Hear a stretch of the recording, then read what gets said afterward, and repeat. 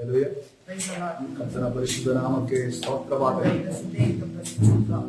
ಆಶೀರ್ವದಿಸಲ್ಪಟ್ಟ ದಿನದಲ್ಲಿ ನಾವೆಲ್ಲರೂ ಸೇರಿ ಬಂದಿದ್ದೇವೆ. Open your Bibles to Ezekiel chapter 33. ಈ ಸಮಯದಲ್ಲಿ ಎಜೆಕಿಯೇಲ ಪ್ರವಾದನೆ ಗ್ರಂಥ 33ನೇ ಅಧ್ಯಾಯ Verse 4 and 5. 4 ಮತ್ತು 5 ವಚನಗಳು. Ezekiel chapter 33 verses 4 and 5.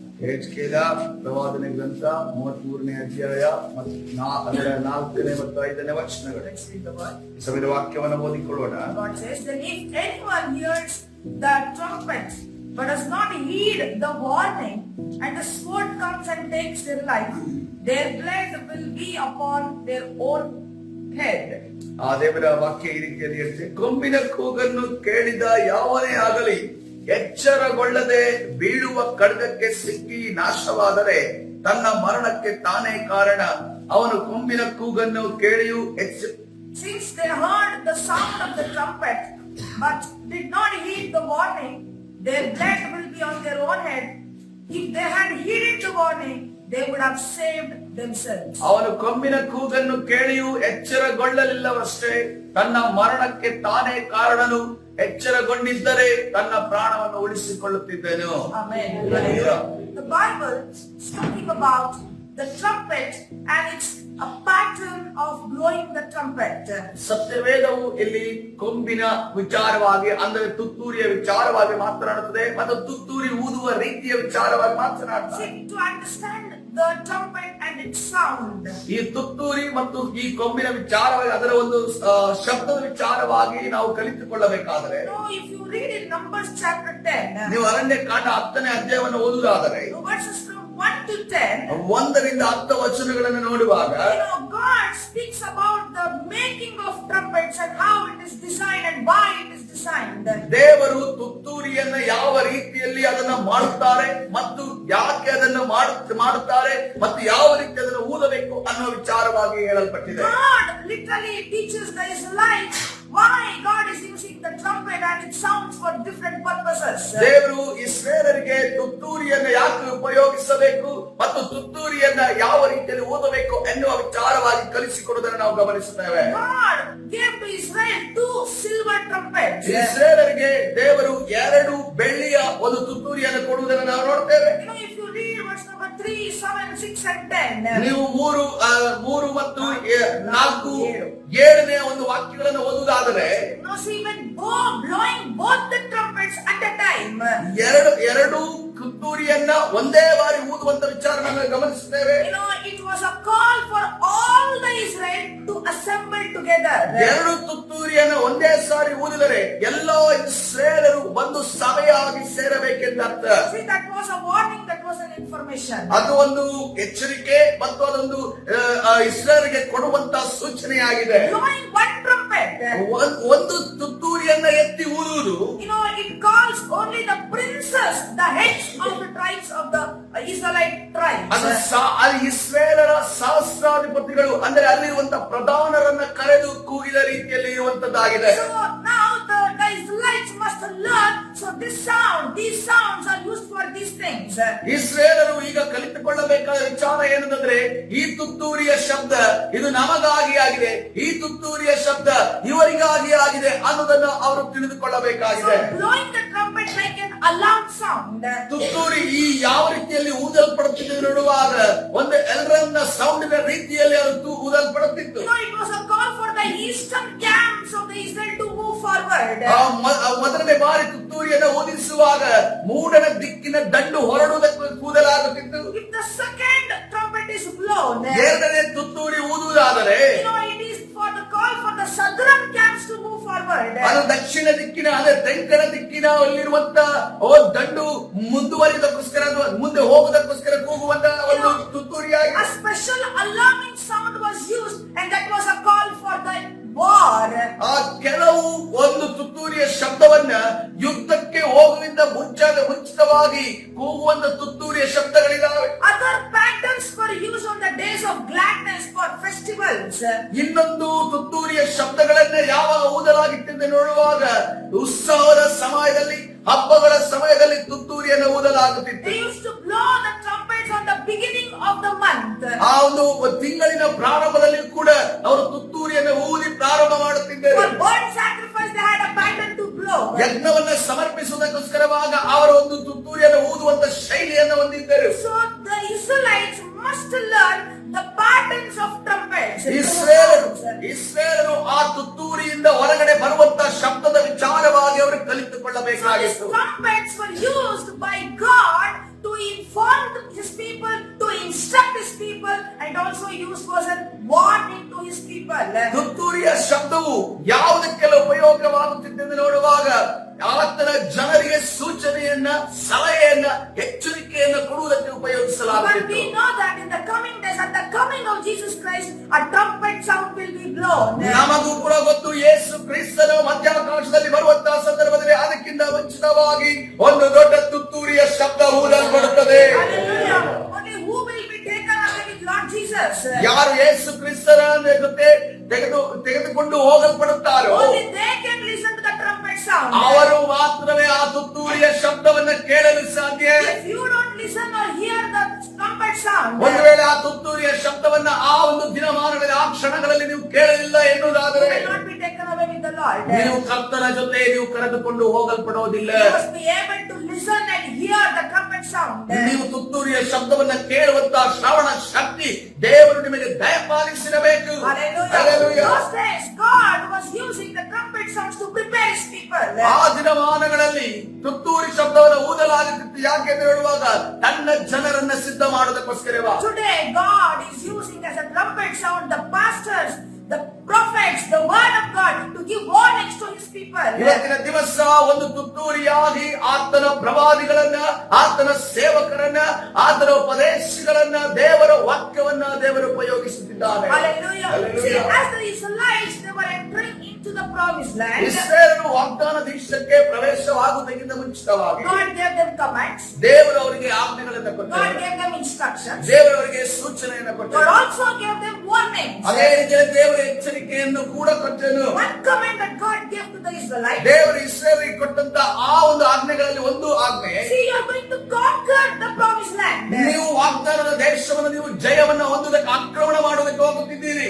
But that was a command of God. ಅದು ದೇವರ ಆಜ್ಞೆಯಾಗಿತ್ತು. With that command, ಆ ಒಂದು ಆಜ್ಞೆಯ ಮುಖಾಂತರ God gave another warning. ದೇವರು ಇನ್ನೊಂದು ಎಚ್ಚರಿಕೆಯನ್ನು ಕೊಡುತ್ತಿದ್ದಾರೆ. There is a command and there is a warning. ಅಲ್ಲಿ ಒಂದು ಆಜ್ಞೆ ಇದೆ, ಅದೇ ರೀತಿಯಲ್ಲಿ ಒಂದು ಎಚ್ಚರಿಕೆ ಇದೆ. You conquer the promised land. ನೀವು ಆ ಒಂದು ವಾಗ್ದಾನದ ದೇಶವನ್ನು ಆಕ್ರಮಿಸಿಕೊಂಡು ನೀವು ಜಯ ಹೊಂದಿದಾಗ There are 7 pagan nations in the promised land. ಆ ಒಂದು ವಾಗ್ದಾನ ದೇಶದಲ್ಲಿ 7 ಅನ್ಯ ದೇಶಗಳಿದ್ದಾವೆ.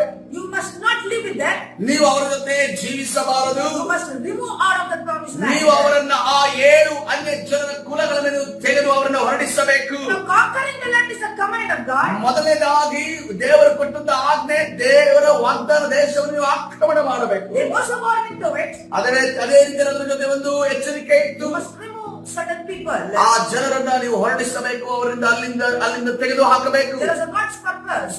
ಅದರಲ್ಲಿ ದೇವರ ಒಂದು ಯೋಜನೆ ಇತ್ತು. What was a God's purpose? ಆ ದೇವರ ಯೋಜನೆ ಯಾವುದಾಗಿದೆ? Deuteronomy chapter 7 verses from 1 to 2. ನಾವು ಧರ್ಮೋಪದೇಶ ಕಾಂಡ 7ನೇ ಅಧ್ಯಾಯ 1 ರಿಂದ 2 ವಚನಗಳು. Let us read the word. ಈ ವಾಕ್ಯವನ್ನು ಓದಿಕೊಳ್ಳೋಣ. When the Lord your God brings you into the land which you go to possess and had cast out many nations before you, the Hittites and the Girgashites and the Amorites and the Canaanites and the Perizzites and the Hivites and the Jebusites, 7 nations greater and mightier than you, and when your Lord your God delivers them over to you, you shall conquer them and utterly destroy them, and you shall make no covenant with them, nor show mercy to them.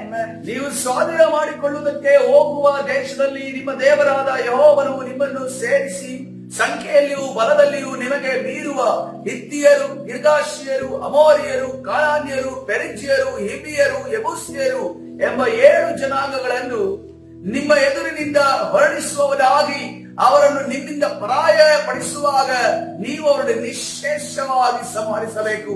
ಅವರ ಸಂಗಡ ಒಡಂಬಡಿಕೆ ಮಾಡಿಕೊಳ್ಳಬಾರದು, ಅವರನ್ನು ಕನಿಕರಿಸಬಾರದು. Hallelujah. See, God is speaking about the 7 nations. ದೇವರು 7 ಆ ಜನಾಂಗಗಳ ವಿಚಾರವಾಗಿ ಮಾತ್ರ. These pagan nations, ಈ ಒಂದು 7 ಜನಾಂಗಗಳು they were famous for idol worship. ಅವರ ವಿಧಾನಗೋಸ್ಕರ ಬಹಳ ಒಂದು ಪ್ರಸಿದ್ಧತೆ ಹೊಂದವರು. They were famous for immorality. ಅವರೊಂದು ಅನ್ಯಾಯಕ್ಕೋಸ್ಕರವಾಗಿ ಅವರು ಪ್ರಸಿದ್ಧತೆ They ಹೊಂದಿದರು. practiced brutal things like sacrificing human. ಅವರು ಬಹಳ ಒಂದು ಘೋರವಾದ ಕೆಲವು ಅಭ್ಯಾಸಗಳನ್ನು ಮಾಡಿಕೊಂಡಿರು. ಅದನ್ನು ನೋಡುವಾಗ ಮನುಷ್ಯರನ್ನೇ ಯಜ್ಞವಾಗಿ So ಸಮರ್ಪಿಸುವುದು. God said to Israelites, ದೇವರು ಇಸ್ರಾಯೇಲ್ ಈ ರೀತಿಯಲ್ಲಿ see, ಹೇಳಿದರು, you are my people.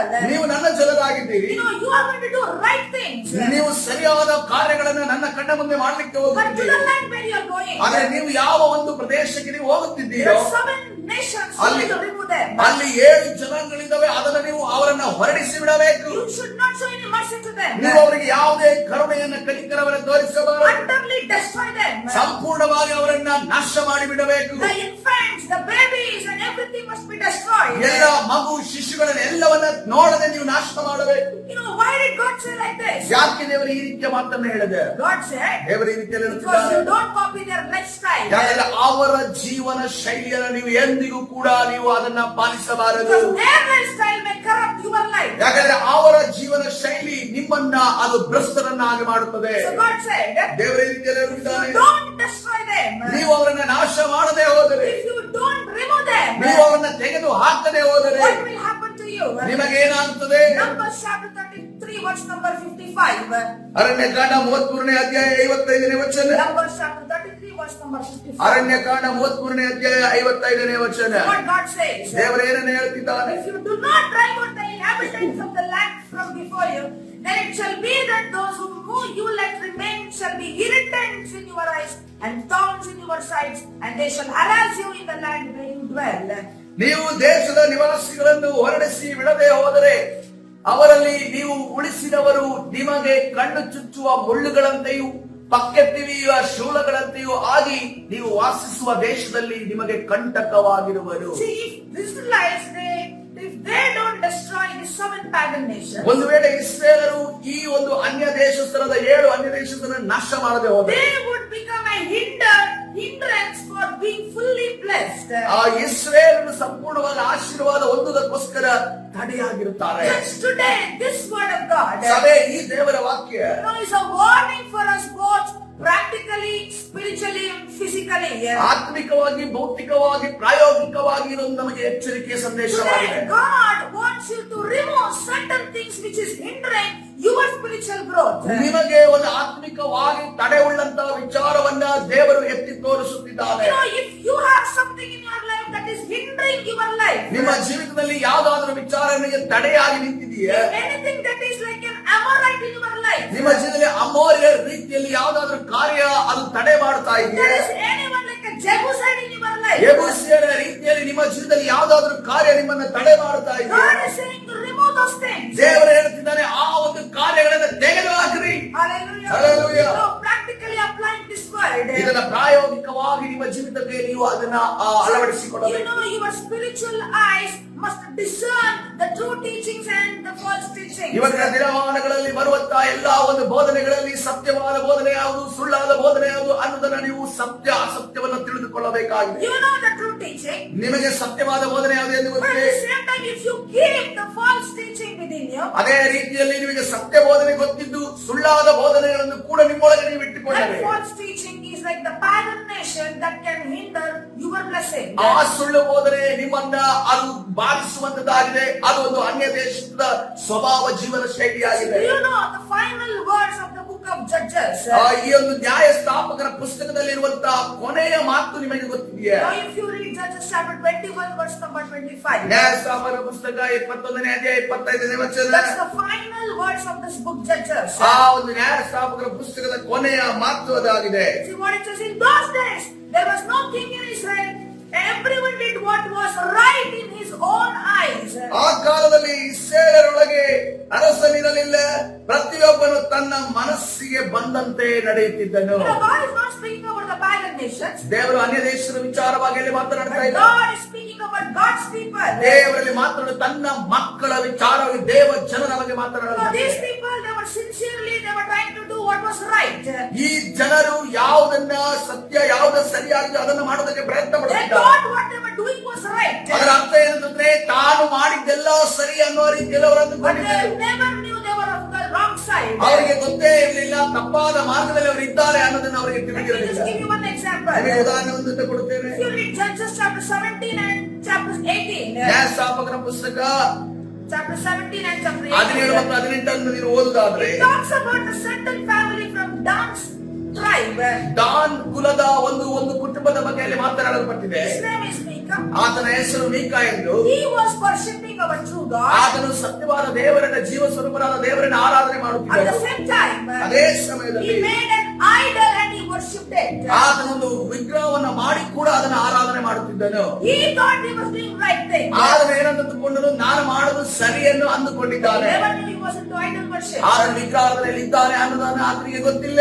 The word of the Lord says. ದೇವರ ವಾಕ್ಯ ಈ ರೀತಿಯಲ್ಲಿ ಹೇಳ್ತಾ If ಇದೆ. you read Psalm chapter 19 verse number 8. ಕೀರ್ತನೆ 19ನೇ ಅಧ್ಯಾಯ 8ನೇ ವಚನವನ್ನು The ಓದಿದ್ದಾರೆ. precepts of the Lord are right, rejoicing the heart. The commandment of the Lord is pure and enlightening the eyes. ಯೆಹೋವನ ನಿಯಮಗಳು ನೀತಿ ಉಳ್ಳವುಗಳಾಗಿವೆ, ಮನಸ್ಸನ್ನು ಹರ್ಷಪಡಿಸುತ್ತವೆ.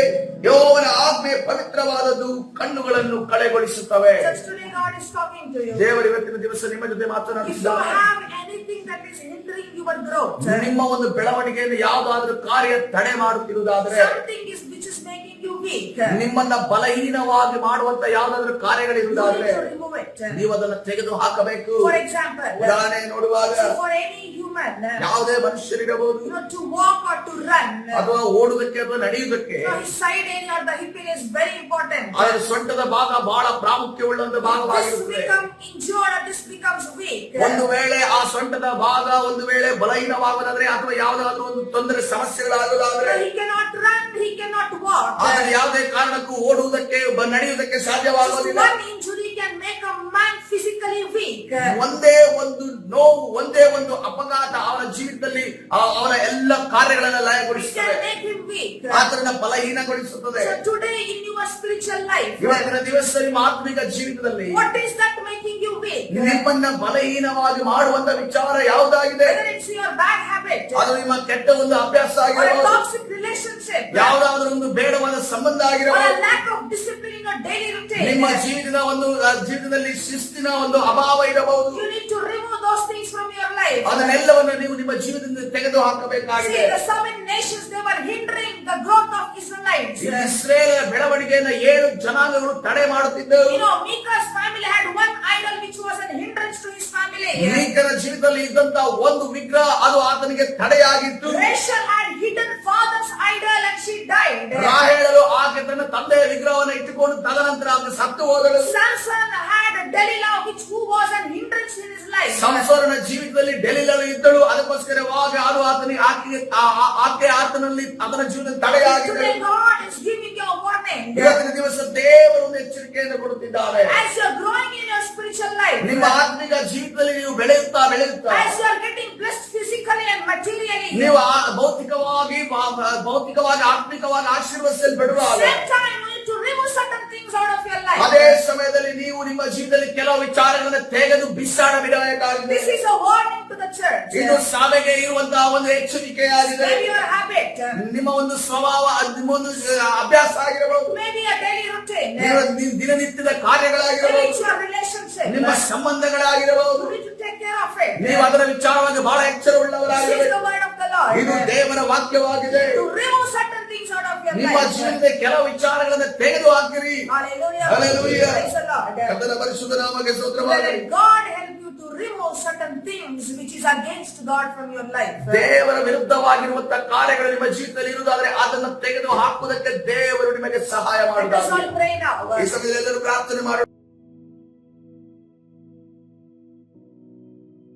Close our eyes.